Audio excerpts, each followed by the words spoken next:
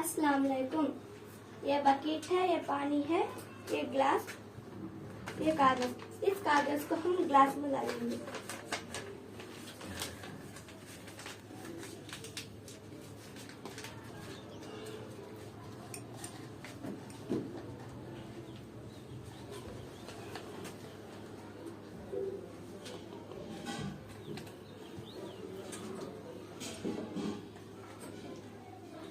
हम वापस धोएं।